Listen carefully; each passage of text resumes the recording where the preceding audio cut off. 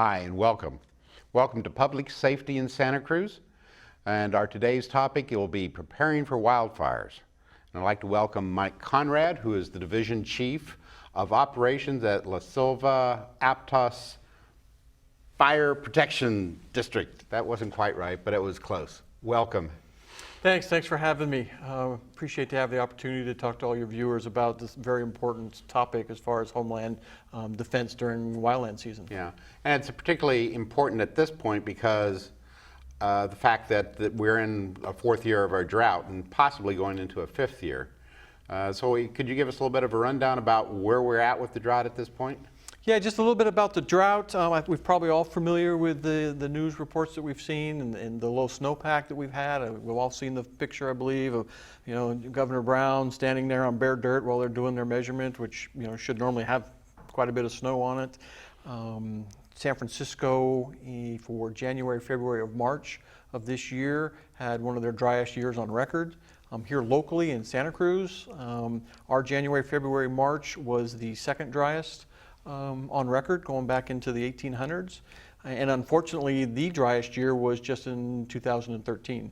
So we've had out of the top 10, the two driest years, almost back to back. So not good for our, outlook for the future. The snowpack is really an impact more on, say, like San Francisco. Doesn't really impact our water situation, though we're dry here too. How does that impact your ability to fight fires up in the wildfires that we may have? So locally, it won't impact it that much, but because we're all part of the California State Mutual Aid Plan, other parts of the state will have a huge effect. We've had meetings recently that a lot of the typical water sources, especially the aircraft and helicopters would utilize, are dry. So we're going to have to travel a lot farther to get water to be able to combat fires that will start this summer. Where do you normally get your water at this point? Wherever's closest. So in the wildland setting, it's ponds, reservoirs, even the ocean. Do you use the ocean? I didn't think that you would because of the salt in it. Yeah, for the aircraft, for the helicopters, they'll dip their buckets into the ocean and use that. Does that have a big impact on the wildlife and the flora when you dump the seawater onto it? No. Okay. No. Okay, because there's just not enough of it. Not enough of it, and the heat evaporates a lot of it off, and okay. it's just, Okay, just great. slows the spread down. At this point, what is the prediction for the upcoming fire season? Or I guess we're in the fire season right now. We're in fire season right now, and unfortunately what we see, especially over these last 4 years, is fire season has almost become year-round. We had 7,000 acres in February that burned up near the Nevada border. They lost, I think, 40 structures in that. So we're seeing our wildland season now go from January, February, all the way through the year. So we don't get those 5 or 6 months of winter time off anymore. So it's almost a continual fire season. Our outlook is bleak because we are into that fourth year of drought. And all of our fuels are extremely dry because of many factors, but especially because we just haven't had the rain. And we talk about our dry fuel moistures and also our wet fuel moistures. And right now, just at a meeting 2 days ago, the wet fuel moistures are at a point we typically don't see until August or September. So how, because we're in our fourth year, is the amount of dry fuel or dead fuel that you have out there less or more than what we've had in the past? Or, what is the fuel load? Do we have a lot of excess fuel that could catch fire? We do have a lot, especially dead fuel loading around, even in our community here in Santa Cruz County. And what we do is and you'll see it, people are driving around, I'm sure they're seeing a lot more brown trees, a lot more dying trees. If you look at the litter underneath the trees, we're seeing a lot more buildup of branches and smaller trees and even some of the larger trees that have died and fallen over. So we have an incredible amount of dead fuel load that's just kind of waiting for an ignition source. What do you do do you do anything like a controlled burn to take care of that fuel load? Depending on the areas, they can do some what we call vegetation management. So space like Big Basin, they'll do some veg management burns. Other larger parcels, they'll do a veg management burn to try and help control that. Some areas, homeowners can also do that, backyard burning. The backyard burn season was actually going to be coming to an end here the 1st of May. Oh, okay, I didn't know that. Yeah, so we have basically we have a fire season, which is our summertime, and then we have locally a burn season where homeowners can, if they have the right size property and the clearances, can get a permit, and then they can burn a lot of that dead fuel loading that's around their property to burn it up in a controlled manner, so we don't have to worry about it during a wildfire. Yeah.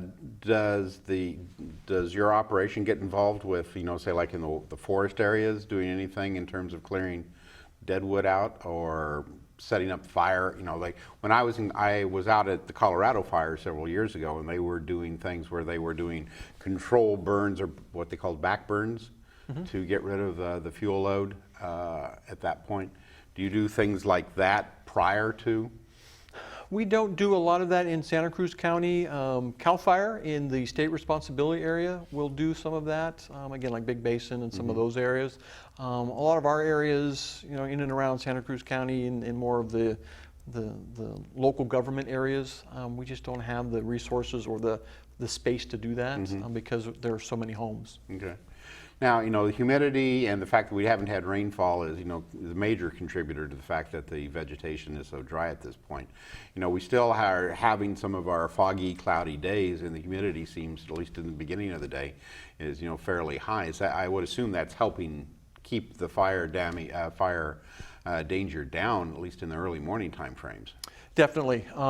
Keeping the relative humidity up as high as possible is a big benefit to us, and it's probably one of the reasons in Santa Cruz County especially we haven't had a huge wildland fire problem.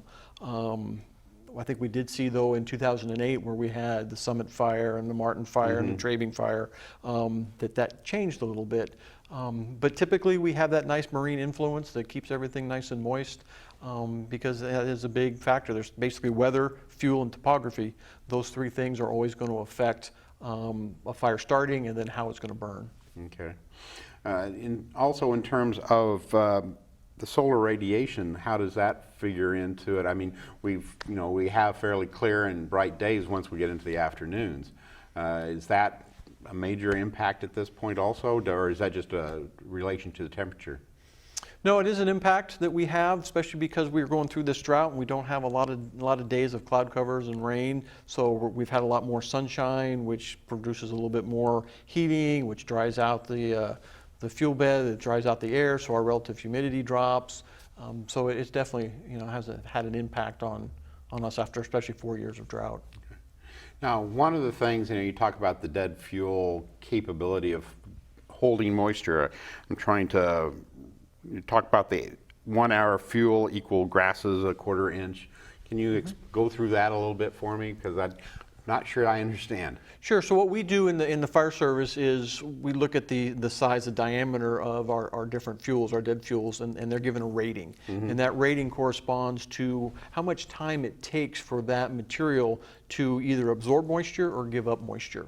So our 1 hour fuels, those are our small grasses or something in a 1/4 inch or less in diameter. And so a 1 hour fuel, we know that the moisture content in that will change within an hour, depending on what the environment is. 10-hour fuels a little bit bigger. It takes them 10 hours to change. We'll get our 100-hour fuels, which are about 1 to 3 inches in diameter, so the smaller trees, maybe larger shrubs.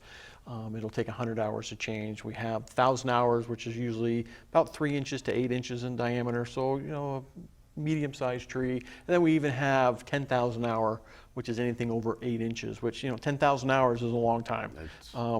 Yeah, it's not going to change. We're already past that window for this winter. And those large fuels, they're not going to recover with any moisture. In terms of the fuels, is that we have a lot of eucalyptus trees, which I always have the perception are a little bit more of a fire danger than, say, the redwoods.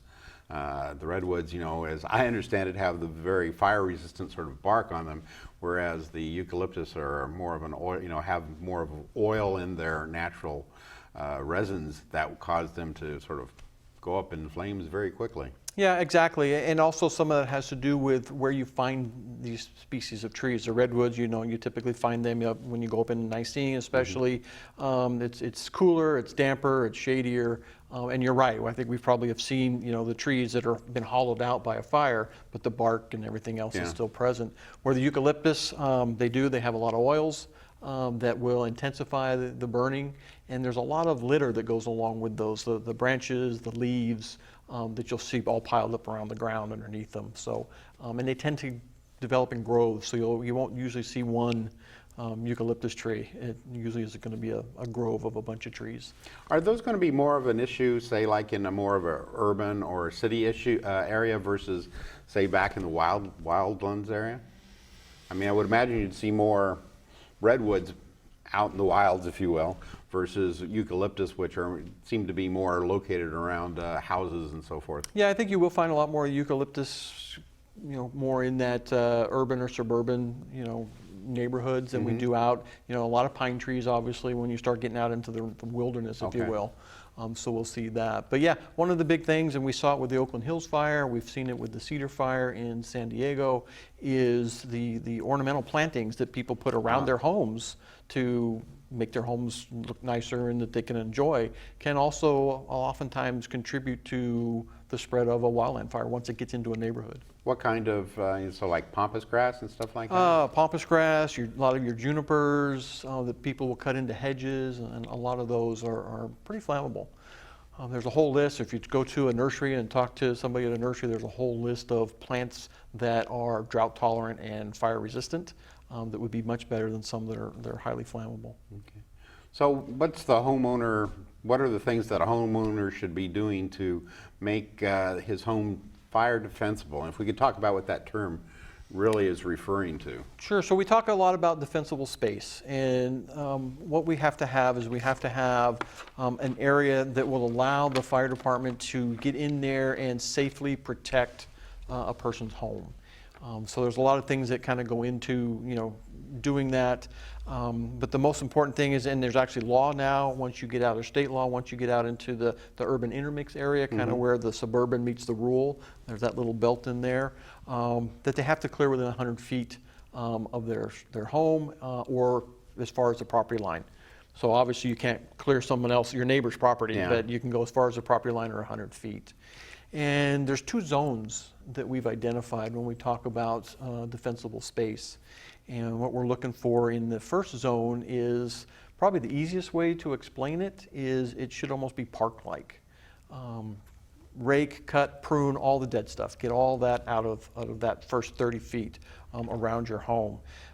It should be, before the drought, we like to see nice green lawns. But now again, it should be something that is drought tolerant and something that's not going to carry fire. One of the things we look for around homes especially is what we call ladder fuels. And with the ladder fuels, we'll see that it'll be dry grass and weeds, and that would carry a fire into larger brush and shrubs, and then that would carry fire up into the trees. And so it's a ladder effect. It's a ladder effect. It just climbs. Up until it gets up into the tree tops themselves. Exactly. And then, as I understand it, once it gets into the tree top, it just goes. Exactly. Once you get up into the crown of the trees, it's much more difficult for us to try to fight. And if it has some wind on it, it just takes off. Yeah, I can hear it can get up to 60, 70 miles an hour, or maybe faster, but I know it just goes faster than anyone can keep up with at that Definitely. point in time. Definitely. So what about the fire department? What does it, or fire protection district, do in terms of preparedness?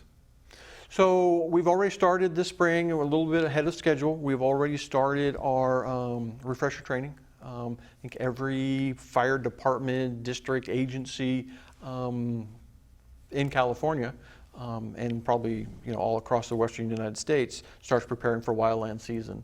And we have to go through annual refresher training. We go through how to construct hand lines, how to do progressive hose lays. We go through a lot of safety refresher training, how to use our fire shelters. If something goes really bad and we have to deploy a shelter and basically try to deploy in place. Exactly, and let the fire burn over us while we're in the shelter. It's absolutely the last resort. Yeah. So we refresh and we train on that constantly to make sure that we're ready to go. if something was to develop. We do a lot of physical conditioning as well, so the crews will be out there. We do a pretty significant physical agility test to make sure. And then we have what's called a red card, and that's common throughout the state. And what the red card says is that you've had the adequate training and you meet the adequate physical fitness level to be able to go out onto a wildland fire. Mm-hmm. Now also I hear that you're staffing up too. You've also gotten additional staff on at this point? So we, as the Aptos Salva Fire Protection District, we're not able to do a staff up, if you will. CAL FIRE has started in a lot of areas to staff up for the wildland season because they down staff during non-fire season. They've already started to up staff. We do things as far as a fire district, 4th of July. Or red flag days where there's really a high likelihood that we could have a significant fire. We'll try to staff up our local resources then. So you have a lot of local resources that you can pull upon, people that are sort of on standby or not full-time members of? No, they're all full-time members. So for us in our fire district, these would be people who would normally be off duty, get called back in to staff. But California does have probably one of the most aggressive mutual aid systems in the United States. So we can call in resources from as far as San Diego to, the border up north. So it's a big area. It's a big area, and we can get a lot of resources on the road pretty quick. And, I live on the edge of a green belt area, and I guess the 100. You talk about the two different zones. We've got the 30-foot zone, and that's zone 1, and zone 2 is the 70-foot zone. Is there a way for me to contact the city? I guess is in charge of that green zone, that green belt area. Do I talk with them, because it doesn't look like they've done anything with it in quite some time? Yeah, I would talk with whoever the property owner is for that property. If it's the city, I would talk with the city. Your first step might be the local fire department, and say, hey, I'm concerned. I've taken care of my 30 feet around my house, but I'm concerned that this property may threaten my home if there's a fire, and see if they can help you at least track down the right people to see if they can take care of that. Yeah. Sometimes there's nothing we can do. Sometimes there are parcels of property that we just can't do anything with, and we just have to kind of recognize those areas and realize that if a fire happens, we've got to get in there as quickly as possible to try and mitigate that from spreading. Now, I just mentioned this. I don't think we've actually talked about the second zone, the 70-foot zone. What are the requirements for the 70-foot zone? So within the 70-foot zone, again, you want everything that's dead removed. The tree branches, the leaves, all those kinds of things, you want to get those removed. If you've got a lot of weeds and dry grass, you want to keep that mowed to about a height no higher than 4 inches. So keep that area all mowed. So almost like a pasture area or something like that. You want to keep that mowed down. So that's going to really slow down the spread of a fire if it should happen. The other thing is you want to do spacing. You want to make sure you have spacing of your shrubs and spacing of your trees. And there are all kinds of formulas on the website that show you how to do that. You space them, 2 or 3 times the height of the shrub or the tree. And it also depends if you're on flat level ground or if you're on a slope. If you're on a slope, you need to, increase that spacing a little bit, because what we don't want to have happen is again kind of that ladder fuel effect, or we don't want one bush so close to another bush that it just spreads from bush to bush. We like to get that separation in there. There also, I understand, there are things that homeowners can do when trying to make things better, actually end up making things worse. There is that phenomenon, doing the right thing the wrong way. And what we see a lot, and it's human nature, but we'll have very hot, dry weather, and homeowners will go, oh, I need to get out there and mow. I've been meaning to do it, and I haven't done it. So they'll run out there and they'll start mowing. And your typical lawn mower is really designed to mow green grass. It's not designed to mow fields of dry weeds. So what we'll see a lot of times the metal blades will come into contact with rocks, cause a spark in the dry grass, and now we've got a fire. So a person who's trying to mitigate a fire hazard could actually end up starting the fire. So we see that. We also have seen several times where the lawnmowers themselves, especially your riding mowers, a lot of dry material will get up and around the belt and the pulleys. Friction causes them to heat up, and they'll actually heat up to a point where they'll ignite. And then again, we've got someone who's trying to do the right thing, but ends up actually starting the fire. Also, it's not so much an issue within the cities, but in the houses that are out in the out in the wildland areas, they have a lot of times very long driveways. I assume that those need to be kept fairly clear so you can make a getaway if you need to. Because, once again, reflecting back on my Colorado experience, there was, times where people were given very short notice to be able to evacuate. Exactly, and it's twofold. It's one, to make sure that people can evacuate when appropriate, and it also is going to speed up our response into those areas to help protect a home, or maybe to get to a fire while it's still very small. And we have a saying that we can't help you if we can't find you. And we do have a lot of those kind of areas where there'll be narrow driveways or long driveways or private roads.